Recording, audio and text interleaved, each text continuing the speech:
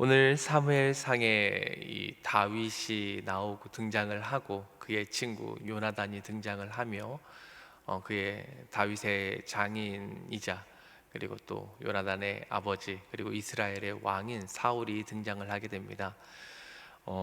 상황은 이렇게 전개되고 있습니다. 다윗이 정말 이 골리앗을 무너뜨렸고 또 이스라엘을 위해서 자신의 목숨을 바쳐서 이스라엘의 대적이었던 블레셋을 싸워 이겨서 승리를 거뒀습니다. 그리고 이제 이 다윗이 사울의 사위가 되었습니다. 미갈의 남편이 되어서 이제 어찌 보면은 굉장히 승승장구하는 모습을 보게 됩니다. 그런데 어저께 담임 목사님의 말씀처럼 그렇게 승승장구할 것 같은 그날에 오히려 이제 고난이 찾아오게 되었습니다. 자신의 장인이었고 또 이스라엘의 왕이었던 사울이 다윗에 대하여서 이제 시기와 두려움을 품게 되고 그 두려움과 시기가 다윗을 향한 공격으로 변화되는 것을 보게 되었습니다. 그리고 이 사울이 다윗을 향하여서 이제 목숨을 빼앗기 위해서 창을 던지는 이런 일들을 보이게 되었습니다. 그런데 이 다윗이 고난을 받는 이유는 오늘 이 읽었던 본문 말씀에서 아주 분명하게 등장하는 것을 보게 됩니다.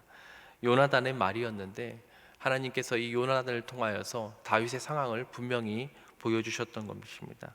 그것이 무엇이냐? 바로 지금 다윗이 까닭 없이 어떤 이유도 없이 고난을 받고 있는 상황이다 라고 분명히 말씀하고 있는 것이죠. 오늘따라 날조를 통해서 저희가 살펴보려고 하는 것이 바로 이 부분입니다. 하나님의 믿는 자들, 하나님의 백성들 가운데에는 고난이 분명 찾아오게 되는데 그 중에 한 부류가 어떤 부류냐면은 까닭 없이 이유 없이 고난을 받게 되는 경우들이 있다라는 것이죠. 오늘 다윗이 바로 그런 상황이었습니다.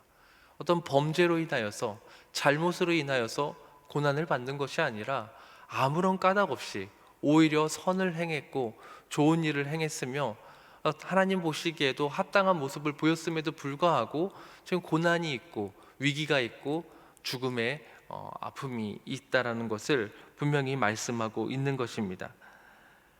사울을 향하여서 온전한 선을 베풀었지만 반대로 그에게는 위기와 공격이 다가왔다라는 것을 보여주시는 것이죠. 그러나 하나님께서는 당시 이 왕이었던 사울의 위협 가운데에서도 하나님의 구원을 경험하게 된 것을 보게 됩니다. 그의 친구 요나단을 통해서 그리고 또 자신의 아내 미갈을 통해서 그리고 당시 사사이자 예언자 선지자였던 이 사무엘을 통하여서 하나님께서는 이 까닭없이 고난받는 이 다윗을 구원해 내 주시는 것을 오늘자 날주 이 사무엘상 19장을 통해서 살펴볼 수 있게 됩니다. 이렇듯 이 하나님의 백성 가운데에는 까닭없는 고난이 찾아오고 있다는 것을 분명히 우리는 미리 알 수 있을 것입니다. 하나님의 백성들 중에 내가 받는 이 고난 중에 분명 이유 없이 고난 없이 고난이 닥쳐올 수 있겠지만 그때 우리는 분명히 알 수 있는 것이 오늘의 날주 말씀을 통해서 알 수 있는 것이 무엇이냐 하면 그 고난 가운데서 분명 하나님의 돕는 자가 내 주변에 있을 것이라는 것을 기억해 주시길 바랍니다. 그것이 내 옆에 있는 요나단이 될 수도 있고 또 내 아내 이 미갈이 될 수도 있는 것이며 또 당시 지도자였던 또 다른 지도자였던 이 사무엘이 될 수도 있는 것입니다. 혹시라도 내가 이 고난 가운데 있을지라도 우리는 좌절하고 넘어질 이유가 없다라는 것이죠. 분명 하나님께서는 나에게 돕는 자를 붙여주실 것이라는 것을 오늘자 날주를 통해서 기억해 주시길 바랍니다. 오늘자 날주 시편 말씀 35편 말씀을 보겠습니다. 다윗의 시인데 다윗의 고백이 담긴 말씀이 이곳에서 나오고 있습니다. 시편 35편 7절 말씀입니다. 시편 35편 7절입니다.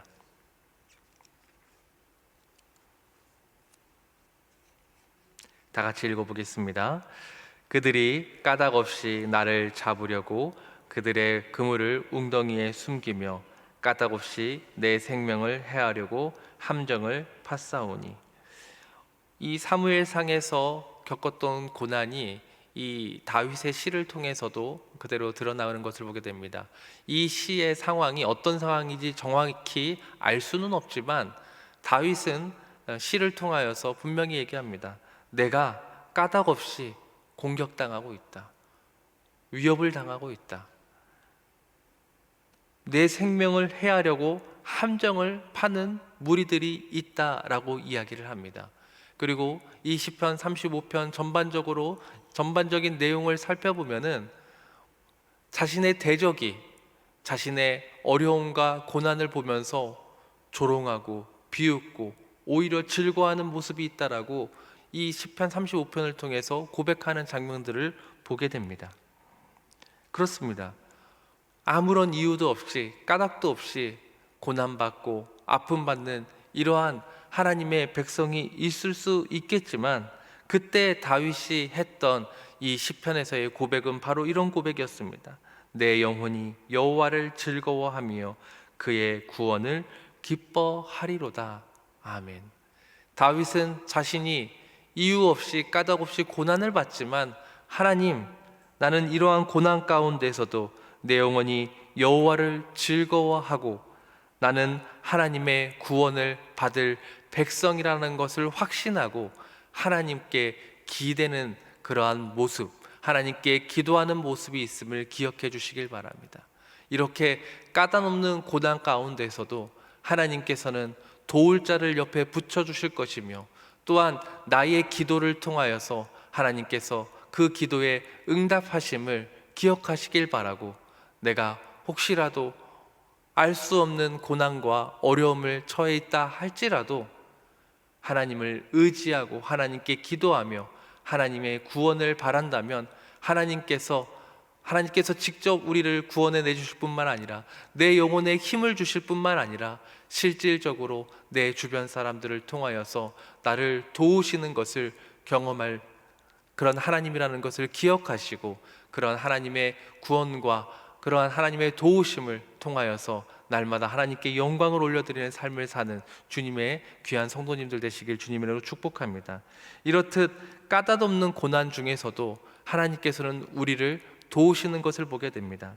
그런데 우리의 고난 중에는 까닭없는 고난뿐만 있는 것이 아니라 우리의 범죄로 인한 고난도 있음을 보게 됩니다. 오늘자 날주 예레미야 애가 4장 6절 말씀을 보겠습니다. 오늘자 날주 예레미야 애가 4장 6절 말씀입니다. 예레미야 애가 4장 6절입니다.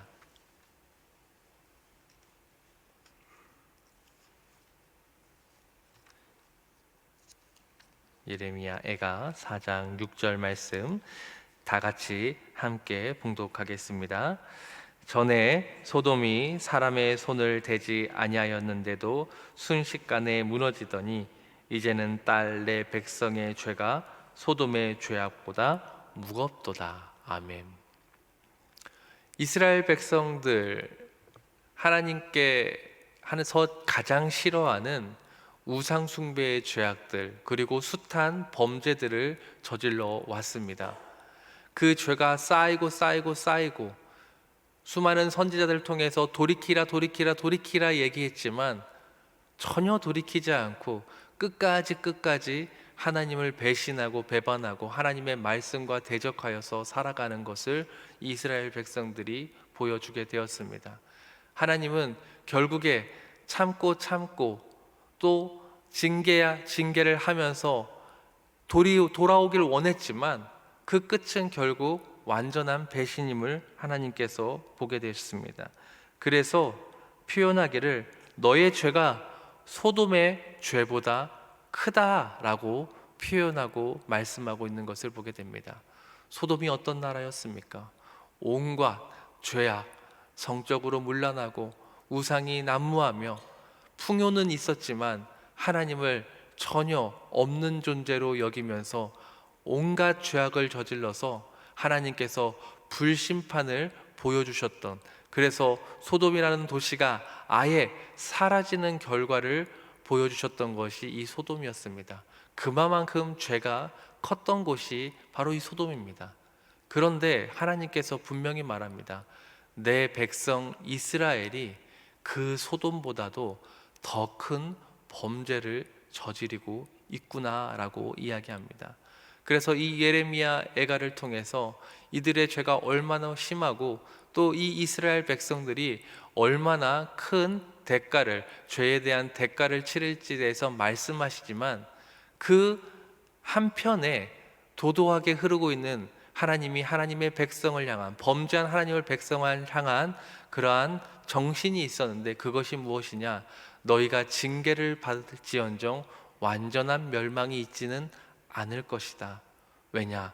내가 너희의 범죄를 싫어하지만 내가 너를 싫어하는 것은 아니다. 너의 범죄가 다시 사라지고 나에게로 마음을 향하게 되면 그 향함을 통하여서 내가 다시 너희를 구원해낼 것이고 다시 회복하게 해 주실 것이다 라고 하는 것이 바로 이 예레미야 선지자를 통해서 범죄한 이스라엘 백성을 향하여서 보여주시는 하나님의 메시지였던 것입니다. 그렇습니다.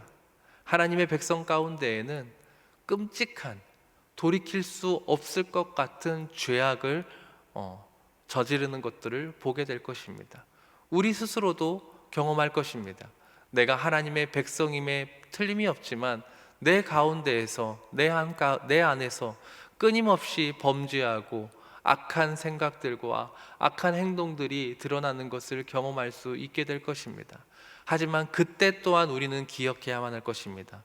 이러한 범죄한 나 또한, 그래서 그 범죄로 인해 고난받는 나 또한 하나님께서는 나를 도우시고 나를 고난 가운데서 회복시켜 주실 수 있는 충분한 은혜와 사랑이 넘치는 하나님인 줄 기억하시길 바랍니다. 그 범죄에서 돌이킨다면 하나님께서는 끊임없이 우리를 용서하고 또 용서하실 것이라는 것이 오늘자 날조를 통해서 보이시는 하나님의 사랑인 것입니다. 오늘자 날조인 고린도 전서 말씀도 함께 보겠습니다. 고린도 전서 1장입니다. 고린도 전서 1장 11절 말씀입니다. 고린도 전서 1장 11절입니다. 다 같이 함께 봉독하겠습니다. 내 형제들아, 글로의 집의 편애로 너희에 대한 말을 내게 들리니 곧 너희 가운데 분쟁이 있다는 것이라. 아멘. 고린도전서, 이 고린도전서에 쓰여 있는 이 편지의 수신 대상이 누구였냐면 교회였습니다. 고린도 교회입니다.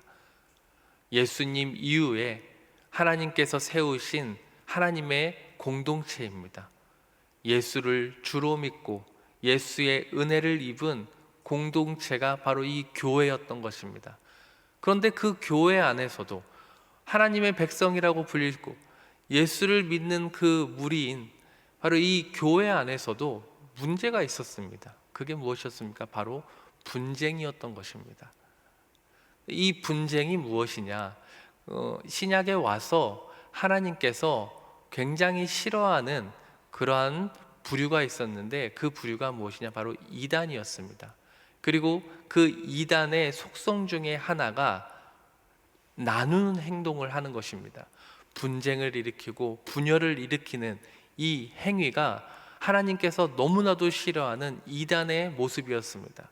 그런데 이 하나님의 교회라고 일컬어지는 이 고린도 교회에서 바로 그런 분쟁이 있었습니다. 그럼 그 분쟁이 무슨 분쟁이었느냐? 겉으로 봤을 때는 굉장히 크게 문제가 되지 않을 것 같아 보였습니다. 왜냐하면 그 한 교회 안에서 누군가는 나는 베드로파, 게바파다, 나는 바울파다, 나는 아볼로파다, 아니다, 나는 그리스도파다 하면서 각기 자신들의 선한 일들을 하고자 하는 목적으로 팔을 나누고 있는 것을 보게 되었던 것입니다. 그러나 하나님이 보시기에 그것은 옳지 않았던 행동이고 하나님께서 끔찍하게 싫어하는 범죄 행위였습니다. 그래서 하나님은 이 사도 바울 선생님을 통하여서 이 고린도 교회에 그 죄악을 지적하고 있는 것입니다. 내가 들었다. 너희들 중에 분쟁이 있고 분열이 있다. 그러나 그것은 잘못된 것이다. 아주 큰 죄악이다라는 것을 성경을 통해서 분명히 말씀하고 있었던 것입니다. 그 분쟁이 그들에게 얼마나 치명적인 문제를 낳았는지 성경 고린도전서를 통해서 많은 것을 보게 됩니다. 그것이 얼마나 아픈 일인지, 그것이 얼마나 괴로운 일인지 이 시대의 교회를 사는, 이 시대의 성도로서 교회 생활을 하는 우리들도 간간히 경험하게 될 것입니다. 교회가 마음이 나눠지고 분열되면 얼마나 아프고 고통스러운지, 큰 고난이 오는지 이 시대를 사는 우리 교회들도 충분히 알 수 있을 것입니다. 그렇다면 그러한 분열의 범죄로 인하여서 하나님께서 세우신 백성들이 고난을 받으면 완전히 멸망에 이를 것인가? 그렇지 않다라는 것을 이미 고린도전서 서두에서 말씀하고 있는 것을 보게 됩니다. 마지막으로 오늘자 날주 고린도전서 1장 2절 3절 말씀을 함께 봉독하도록 하겠습니다. 고린도전서 1장 2절 3절입니다. 다 같이 읽겠습니다. 고린도에 있는 하나님의 교회 곧 그리스도 예수 안에서 거룩하여지고 성도라 부르심을 받은 자들과 또 각처에서 우리의 주 곧 그들과 우리 주 대신 예수 그리스도의 이름을 부르는 모든 자들에게 하나님 우리 아버지와 주 예수 그리스도로부터 은혜와 평강이 있기를 원하노라. 아멘. 이 서신의 서두에 이들이 어떠한 범죄와 죄악이 있었는지 알았음에도 불구하고 이 편지의 서두에는 그 범죄한 고린도 교회를 향한 축복의 말씀이 이미 담겨 있다라는 것입니다. 즉 너희들이 죄가 있는 것을 분명히 알지만 그 죄는 무엇을 통해서 예수 그리스도 안에서 거룩하게 된다라는 것을 다시 한번 선포하고 있는 것을 보게 되는 것입니다. 그렇습니다. 하나님의 백성들이 범죄할지라도 그 범죄로 인해서 아픔을 겪고 있고 고난을 받을지라도 예수 안에서 날마다 거룩하게 되는 은혜와 평강이 있음을 기억하시길 바랍니다. 그래서 오늘자 날조를 통해서 하나님께서는 우리에게 분명히 말씀하십니다. 우리 하나님의 백성들이, 하나님의 자녀들이 때로는 까닭 없이 고난을 받을 수 있고 때로는 너희들의 범죄함 때문에 고난을 받고 문제가 있고 아픔을 받을 수 있겠지만 주님께로 돌아오고 주님을 의지하고 주님 안에 있게 된다면 너희는 다시 날마다 거룩하여지고 날마다 하나님의 위로를 받고 하나님의 은혜와 평강이 너희에게 주어질 것이라는 것을 분명히 말씀하고 있음을 기억하시길 바라고, 나의 어려움과 고난과 문제가 어떠한 상황에 있든지 하나님 안에서 주 예수 안에서 우리는 날마다 또 다른 평강을 경험할 수 있음을 기억하시길 바라고, 오늘 하루를 사는 주님의 귀한 성도님들 가운데 그 하나님의 은혜와 평강이 가득하시길 주님의 이름으로 축복합니다.